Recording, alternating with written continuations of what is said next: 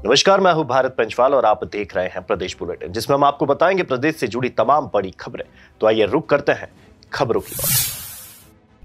विश्व प्रसिद्ध श्री महाकालेश्वर मंदिर में महाशिवरात्रि के पहले 9 दिवसीय शिव नवरात्रि पर्व मनाया गया। महाशिवरात्रि पर रात में 4 पहर की बाबा महाकाल की पूजा की गई, जिसके बाद बाबा का पंचामृत, दूध, दही, घी, शक्कर, शहद और फलों के रस से महाभिषेक किया गया।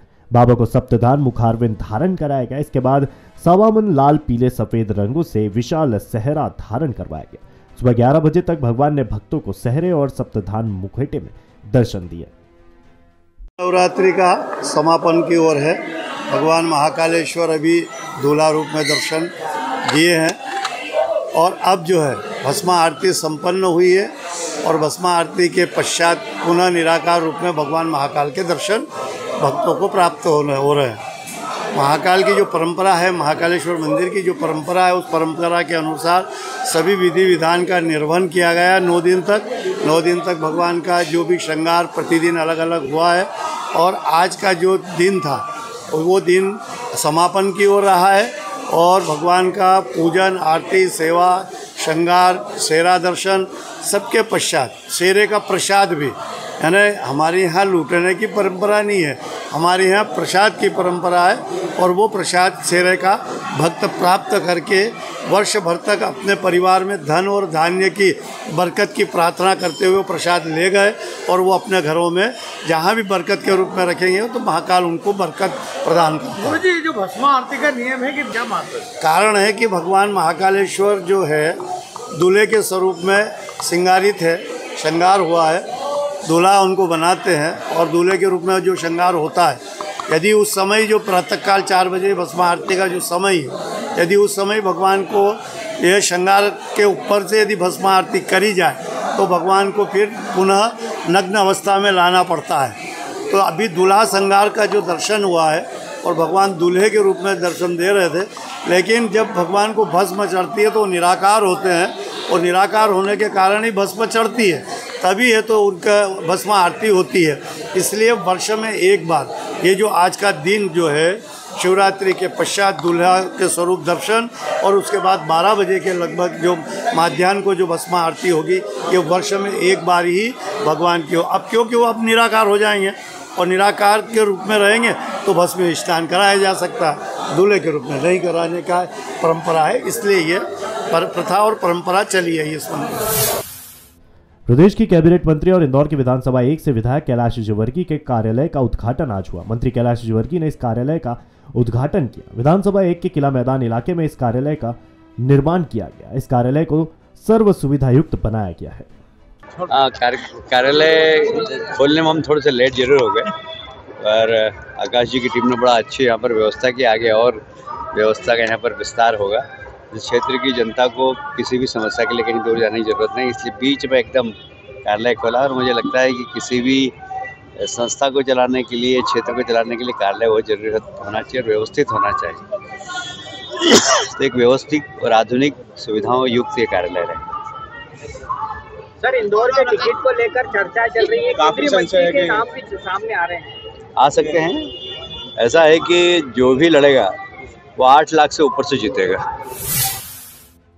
इंदौर में महाशिवरात्रि के पर्व पर बड़ी धूमधाम से तमाम स्थानों पर धार्मिक आयोजन किए गए और इसी के तहत श्री रानीपुर नई बगड़ व्यापारी एसोसिएशन द्वारा आयोजन किया गया, जो पिछले 13 वर्षों से शिव की मूर्ति में भव्य आयोजन किया जाता है, जिसमें तमाम व्यापारिक परिवार सम्मिलित हुए। आज शुभ शिव विवाह का दिन है और आज शिव जी का मिलन माँ पार्वती से होने जा रहा है, तो बड़े हर्ष और उल्लास का विषय है। इस उत्सव को कोई उपास करके मनाता है या कोई सोचता है कि घर में ब्याह रचा हुआ है 10 दिन से, भोलेनाथ जी दूल्हा भी बन रहे हैं। इसी प्रकार हमारा भी महाकाल के स्वरूप में आज पधारे हैं। इनके विवाह की आप सभी को शुभकामनाएं। हम नई बागर रानीपुरा व्यापारी एसोसिएशन, नई बागर रानीपुरा रहवासी संघ और मेरा जो दुकान है सत्यम शिवम सुंदरम, जो हमारा परिवार है और ये रानीपुरा हमारा परिवार है, इस शिवरात्रि के उत्सव को हम सभी लोग मिल बांट के मनाते हैं। आज हमारे वहाँ भव्य खिचड़ी प्रसादी का वितरण का आयोजन था और उसके अलावा हम लोगों के पास ठंडाई वितरण का आयोजन था और हम लोगों ने यहाँ पर महा आरती आयोजित करी। हमारे साथ पंडित देव शर्मा जी थे जिन्होंने सभी भक्तजनों में बहुत आनंद का स्वरूप ला दिया और हम सभी लोग आनंदित थे। और आज के आनंद की जय हो, आप सभी की भी जय हो। जय महाशिवरात्रि। शिवरात्रि की आप सभी को शुभकामनाएं। आज शिवरात्रि का दिन है, महान पावन पवित्र दिन है। हर वर्ष की भांति इस वर्ष भी नई बागड़ रानीपुरा व्यापारी एसोसिएशन ने बहुत भव्य सुंदर आयोजन रखा है। महाप्रसादी का वितरण किया है। शिवरात्रि पे सदैव करते आए हैं वर्षों से, आज भी हुआ। तो बधाई शिवरात्रि की आप सभी को, आए हुए अतिथियों को, व्यापारियों को बहुत बहुत हार्दिक बधाई। महाकाल में चल रहे महाशिवरात्रि पर्व के दूसरे दिन शनिवार को बाबा की वर्ष में एक बार दोपहर में होने वाली भस्म आरती की गई। भस्म आरती के पूर्व बाबा के सहरे को उतारा गया। इसके बाद दोपहर 11:30 बजे मंदिर के पट खोले गए। भस्म आरती के पूर्व शहद, दूध, दही, पंचामृत, सुबह फलों के रस से स्नान कराया गया। इसके बाद दोपहर 12 बजे पंडित पुजारियों द्वारा सहरा उतारा गया। सहरा उतारने के बाद बाबा पुनः अपने निराकार स्वरूप में आ गए। इसके बाद भस्म आरती की तैयारियां शुरू हुई और बाबा को भस्म रमाकर भस्म आरती की गई। इस साल में एक बार होती है भस्म आरती शिवरात्रि के नेक्स्ट दिन, और रात भर महापूजन होती है शिवरात्रि की। और मेरे को बहुत आनंद आया शिवरात्रि की आज की भस्म आरती में। दिन में होती है ये भस्म आरती और बहुत आनंद आता है इसमें। आपका नाम? शिव नवरात्रि का समापन की ओर है।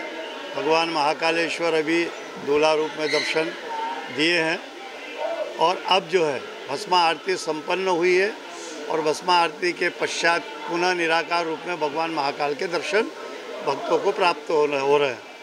महाकाल की जो परंपरा है, महाकालेश्वर मंदिर की जो परंपरा है, उस परंपरा के अनुसार सभी विधि विधान का निर्वहन किया गया है। 9 दिन तक भगवान का जो भी श्रृंगार प्रतिदिन अलग अलग हुआ है और आज का जो दिन था वो दिन समापन की ओर रहा है। और भगवान का पूजन, आरती, सेवा, श्रृंगार, सेरा दर्शन सबके पश्चात सेरे का प्रसाद भी, यानी हमारे यहाँ लूटने की परंपरा नहीं है, हमारे यहाँ प्रसाद की परंपरा है।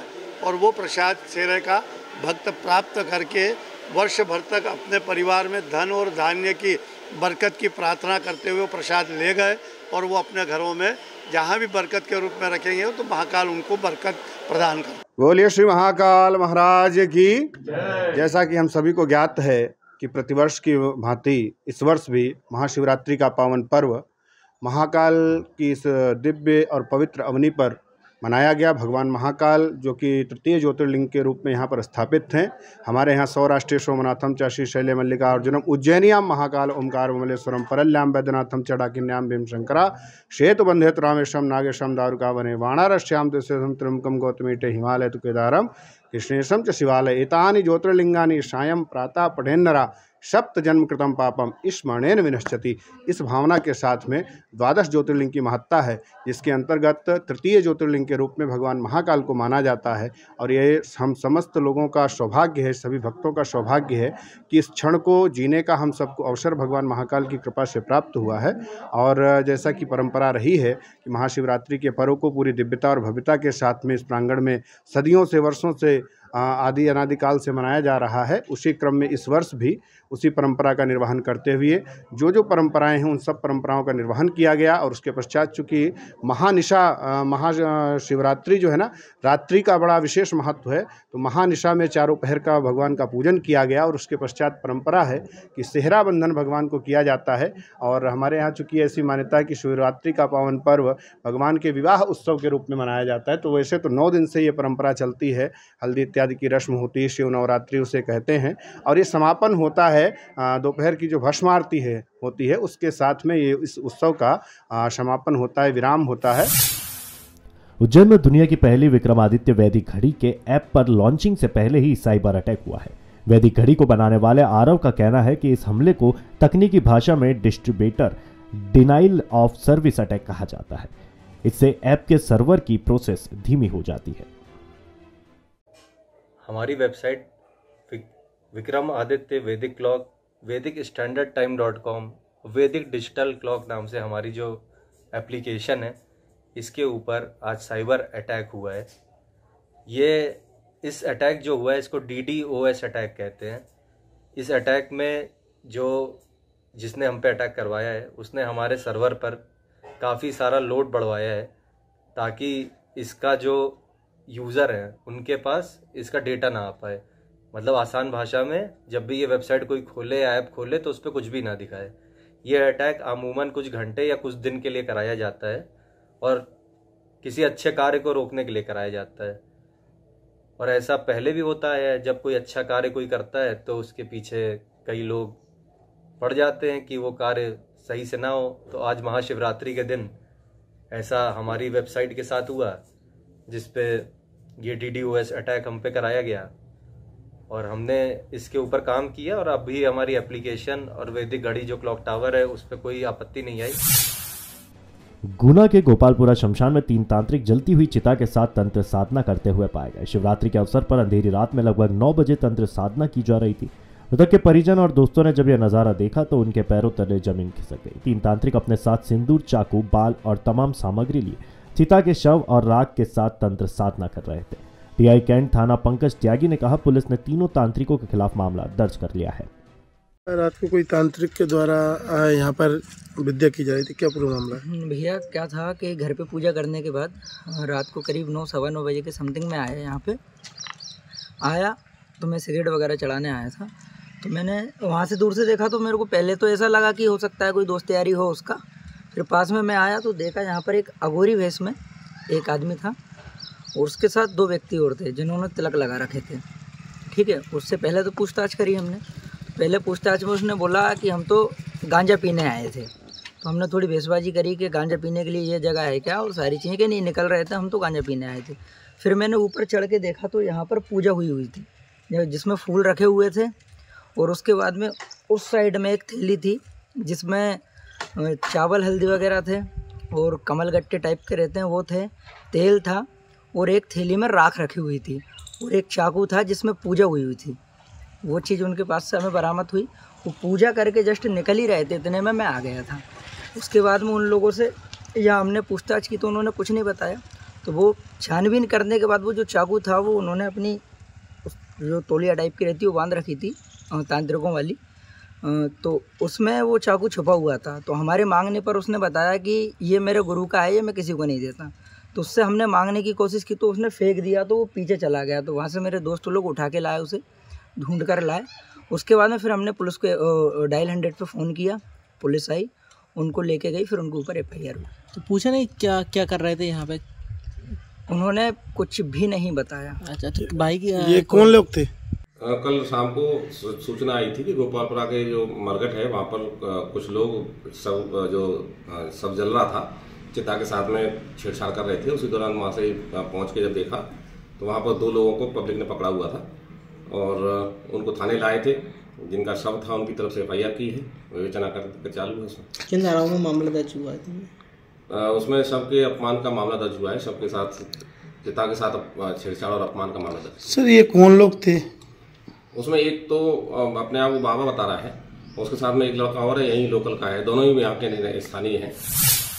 और फिलहाल के लिए बुलेटिन में इतना ही। ऐसी तमाम खबरों को जानने के लिए देखते रहिए मृदुभाषी प्रदेश।